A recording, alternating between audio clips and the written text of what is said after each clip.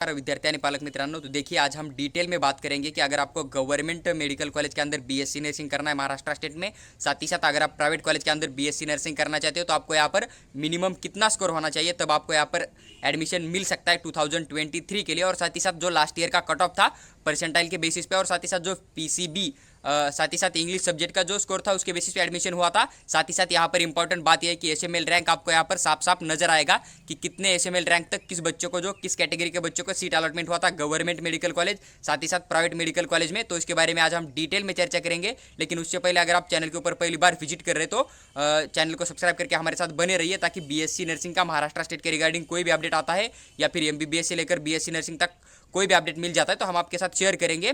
तो देखिए last year cut off बहुत वेरी किया था, क्योंकि बच्चे अच्छे से काउंसलिंग नहीं कर पाए थे, क्योंकि उन बच्चों को तो मालूम ही नहीं था कि 12th क्लास के बेसिस पे जो है एडमिशन हो रहे थे।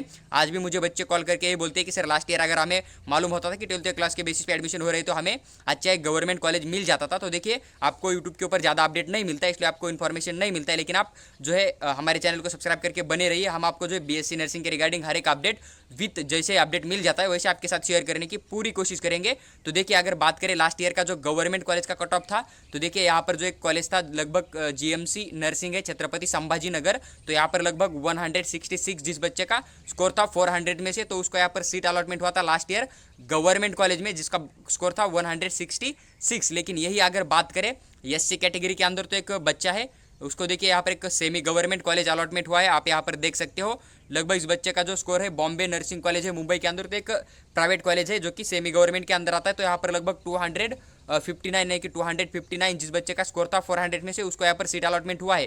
तो अब ये क्यों हुआ, देखिए ऐसा नहीं कि कॉलेज अच्छा है या फिर गवर्नमेंट मेडिकल कॉलेज जो है बीएससी नर्सिंग का छत्रपति संभाजी नगर उससे अच्छा तो ये बॉम्बे का नर्सिंग कॉलेज है ही नहीं। आप इस बात को समझ लीजिए, क्योंकि प्राइवेट कॉलेज तो प्राइवेट होता है, गवर्नमेंट तो गवर्नमेंट होता है। इस बात को आप थोड़ा समझ लीजिए। और गवर्नमेंट में आप देखिए एससी एसटी के बच्चे क्या करते हैं, उनको पता है कि अगर हम प्राइवेट कॉलेज के अंदर एडमिशन लोगे तो भी हमको ट्यूशन एंड डेवलपमेंट फीस नहीं देना पड़ेगा, लेकिन गवर्नमेंट के अंदर लोगे तो आपको वही सेम फीस पड़ जाएगा एससी एसटी कैटेगरी के एनटी वीजे एनटीबी एनटीसी एनटीडी बच्चों के लिए। तो इसलिए क्या करते हैं, एक छोटा सिटी छोड़कर बड़े सिटी में जाने की कोशिश करते हैं। लेकिन आप ध्यान से सुनिए, ये जो कॉलेज है इसका हॉस्पिटल फीस अगर आप चेकआउट करोगे तो 1 लाख से ज़्यादा आपको नजर आएगा पूरे साल का। लेकिन वही अगर बात करोगे आप यहाँ पर गवर्नमेंट मेडिकल कॉलेज कौन सा भी हो महाराष्ट्र स्टेट के अंदर, तो आपको यहाँ पर हॉस्टल का फीस जो है पूरे साल का सिर्फ 4000 रुपये पूरे साल की फीस हॉस्टल की पे करनी पड़ेगी अगर आपको गवर्नमेंट कॉलेज मिल जाता है। तो इसलिए मेरी बात ध्यान से सुनिए, आपका परसेंटाइल स्कोर कितना आ रहा है इसको आप ध्यान में मत रखिए। मैं जनरली आपके साथ ये वीडियो इसलिए शेयर करना चाहता हूँ कि आप परसेंटाइल स्कोर के ऊपर जो है कॉलेज की लिस्ट ना बनाइए। देखिए जिस तरह से एक अच्छे कॉलेज होते हैं टॉप के कॉलेज, सबसे पहले आप जो गवर्नमेंट मेडिकल कॉलेज आपको यहाँ पर नजर आएंगे पूरे के पूरे। लास्ट ईयर 5 कॉलेज के अंदर जो है सीट अलॉटमेंट हुआ था, लेकिन इस साल जो है पूरे 6 गवर्नमेंट बीएससी नर्सिंग के कॉलेज पार्टिसिपेट करने वाले हैं। तो उन जो 6 गवर्नमेंट बीएससी नर्सिंग के कॉलेज है उनको मॉपअप में के अंदर जो है आप जब चॉइस फिलिंग दोगे ना फर्स्ट राउंड से लेकर मॉपअप राउंड तक, उनको सबसे ऊपर रखिए। उसके बाद आप जो है नीचे प्राइवेट कॉलेज को रखिए, और प्राइवेट कॉलेज के अंदर भी जो अच्छे टॉप के कॉलेज है ना उनको आप रखिए, क्योंकि देखिए कुछ कॉलेज ऐसे है वहाँ पर आपको एजुकेशन अच्छा नहीं मिलेगा, तो उन कॉलेज को आप नीचे रख सकते हो। और देखिए यहाँ पर ऐसा नहीं कि आपको बहुत ज़्यादा परसेंटाइल के ऊपर ही सीट अलॉटमेंट होगा, या फिर कुछ बच्चे मुझे यही बोल रहे थे कि सर इस साल कुछ यूट्यूबर बोल रहे हैं या फिर इनको कोई उनके टीचर बोल रहे हैं कि अगर 50% अगर आपको स्कोर आता है तभी आपको सीट अलॉटमेंट हो जाएगा या फिर आपको एडमिशन मिल जाएगा। अगर आप रिजर्व कैटेगरी में आते हो तो आपको मिनिमम 40 परसेंटाइल जो स्कोर होना ही चाहिए तभी आपको सीट मिल सकता है। तो इस बात का भी मेरे पास आंसर है आपके लिए। देखिए यहाँ पर एक अच्छा टॉप का प्राइवेट मेडिकल कॉलेज दिखाई देगा आपको, जो कि बीएससी नर्सिंग का है, गोदावरी कॉलेज ऑफ नर्सिंग।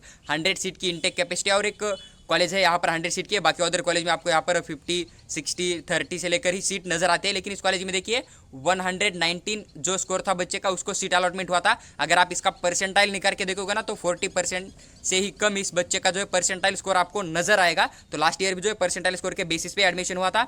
तो आप इस बात को समझ लीजिए कि बहुत सारे बीएससी नर्सिंग के सीट वैकेंट होते हैं, इसलिए आपको क्या करना है, सिर्फ जो सीईटी सेल का रजिस्ट्रेशन फॉर्म होता है वहाँ पर अप्लाई करना है, यानी कि बीएससी नर्सिंग की काउंसलिंग प्रोसेस में आप पार्टिसिपेट कीजिए।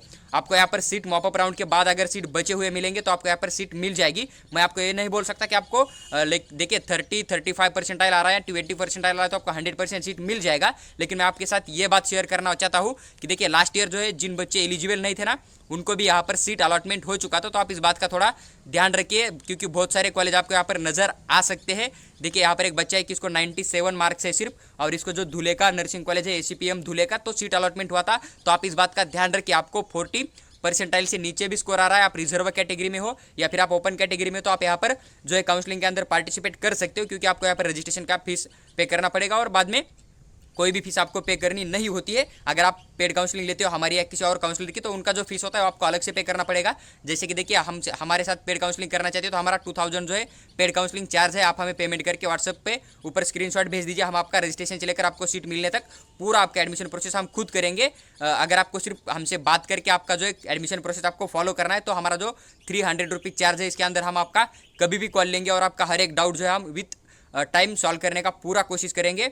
देखिए, मैं इस बात आपको शेयर कर रहा हूँ कि आपको कम परसेंटाइल आ रहा है ना, तभी आप पार्टिसिपेट करिए। यहाँ पर 95 के बेसिस पे एक सीट अलॉटमेंट हुआ था एक बीएससी नर्सिंग के कॉलेज के। तो आप पूरे कॉलेज अगर महाराष्ट्र स्टेट के डालते हो, लेकिन आप कॉलेज डालते समय क्या कीजिए, टॉप कॉलेज से लेकर लो कॉलेज, जिस कॉलेज में ज़्यादा हाई एजुकेशन मिलता है ना उसे ऊपर रखिए, और जिस कॉलेज में लो एजुकेशन मिलता है ना उसे नीचे रखिए। तो इस तरह से आप कॉलेज की लिस्ट बनाइए और उसके अंदर डाल दीजिए।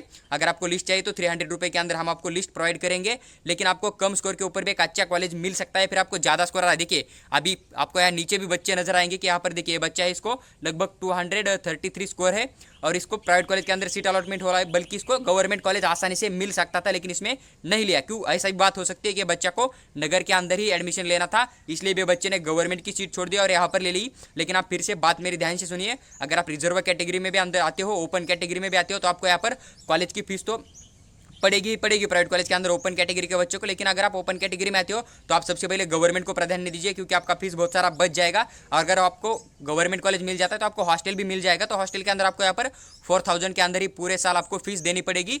तो इस बात को आप ध्यान रखिए और मेरी मानिए, आप बेस्ट कॉलेज के अनुसार चॉइस फिलिंग दीजिए। अभी आप इस बात को ज़्यादा गौर मत कीजिए कि आपका परसेंटाइल स्कोर कम आ रहा है, उसके ऊपर अभी चर्चा मत कीजिए। जब एसएमएल रैंक आ जाएगा ना तब आपको यहाँ पर पता चल जाएगा। और यहाँ पर देखिए अभी कितना कम एसएमएल रैंक के ऊपर सीट अलॉटमेंट हो सकता है, आप देख सकते हो। यहाँ पर लगभग आप यहाँ पर एसएमएल रैंक जो पढ़ सकते हो उन बच्चों का कितना है, आपको पूरा एसएमएल रैंक यहाँ पर नजर आ जाएगा। तो देखिए, कट ऑफ के रिगार्डिंग जो भी वीडियो था, जो भी डाउट थे आपके, आई होप कि क्लियर हो गए होंगे।